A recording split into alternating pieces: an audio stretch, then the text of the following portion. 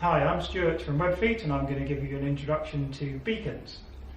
Beacons are known as a few different things: proximity beacons, just beacons, Bluetooth beacons or BLE beacons, which is Bluetooth low energy.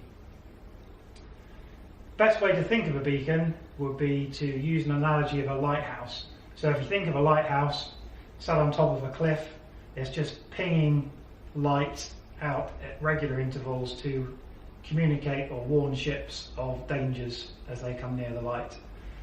A Bluetooth beacon, similarly, is basically just pinging out an electronic radio signal at regular intervals, and that electronic signal can be picked up by smart devices, such as a smartphone or a tablet. Bluetooth beacons can come in a number of different shapes and sizes. They're generally battery powered, but not always, so they can be powered by USB, so this would plug into a USB powered socket and then doesn't require batteries.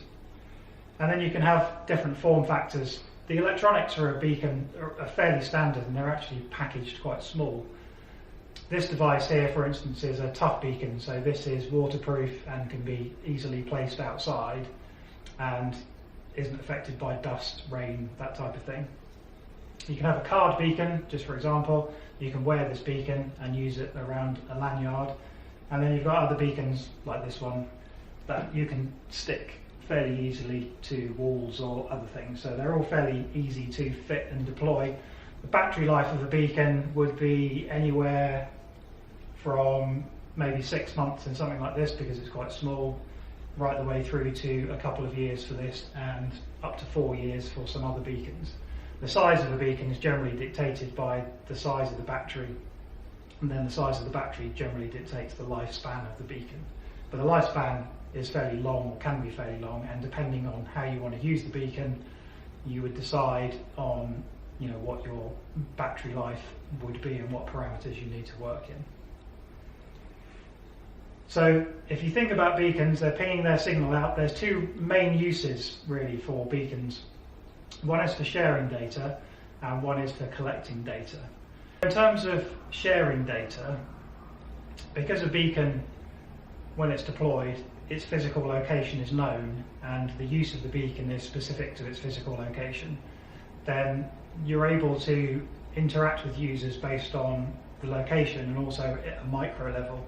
So in certain instances, GPS can work outside fairly reliably and fairly accurately, but that doesn't really work very well inside in a lot of buildings, or it becomes a lot less accurate. So a beacon in that instance allows you to get down into a more micro location, and it gives a lot better reliability inside a building.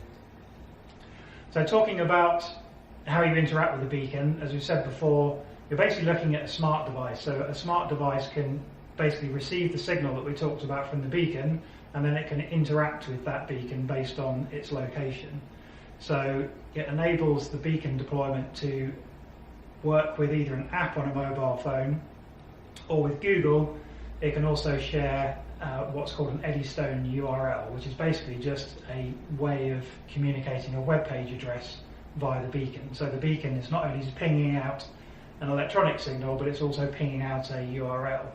So in a lot of phones now that are running Android operating system, there's a service called Google Nearby, which is actually built into Android as a native application. So that's part of the operating system. So in order for an Android phone to interact with the beacon, you don't necessarily need an app. But to get the most consistent use with beacons across all mobile platforms and all smart devices, we would recommend the use of an app, because then you can control across any device how you're going to interact with that device using your beacon. The other benefit of beacons is, as I mentioned before, if you think about in the context we've talked about them so far, that the actual beacon is fixed, so the beacon isn't moving, and then the people around it are moving and interacting with the beacon, but the beacon is fixed. You can also, with any beacon in actual fact, but take this beacon for example, you could hang around a lanyard. If you think in the context of now wearing the lanyard, I'm actually moving, so the beacon is moving with me, you can deploy devices called gateways there are other names for them, but if you think about it in terms of the gateway is the fixed device, and then the beacon is moving around it. So that gives the beacon and the gateway the opportunity to collect information based on how a beacon is moving within the proximity of the gateway. So you've gone from a fixed location beacon to a moving location but a fixed gateway. So now you're actually tracking the beacon, and you're able to collect data based on how that beacon is moving around a building. The other thing that you can do in this scenario, which is really powerful, is that you can have triggers and actions. So when a beacon moves into the proximity of a gateway, you can trigger an action based on that beacon coming into proximity to the gateway. Now that action can be something as simple as sending an email, or it could actually be turning a light on, it could be unlocking a door. So if somebody's booked a meeting room and everybody in the workplace is wearing a beacon, when they walk up to that meeting room, if they previously booked it, it will open the door and let them in. Somebody that hasn't booked the meeting room, it wouldn't open the door, so they wouldn't be able to get in and block the meeting room out from somebody that's previously booked it. So there's lots of other security applications. There's also the opportunity within the workplace to monitor and track assets. So I just talked about a person moving around a building, but you could also attach a beacon to an asset. And then if that asset is moved around a building, you can also track that. And in terms of the scenario of what I just gave around people moving, you could also set this up in a scenario where if a building manager or a general manager of, say, a leisure facility wanted to make sure that a member of staff was always in a particular area, or they wanted to be alerted if there wasn't a member of staff, then you could use this technology to measure that, which makes it really combined a really powerful solution. And one of the things with beacons is, in a lot of people's minds, it's all about marketing and all about proximity marketing. That's just actually one small piece of what you can do with beacons. There's a whole host of other opportunities that allows you to make use of the technology to enrich people's experience and connect their physical location with the internet, which is basically why Google call it the physical web, or this whole range of technology.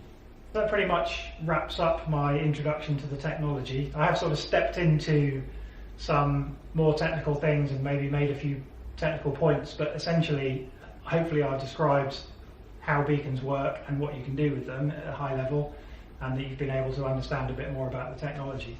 If you're interested in talking to us to find out a bit more in detail, or discussing some of your projects with us, we'd love to hear from you. Otherwise, that's it. Thank you very much.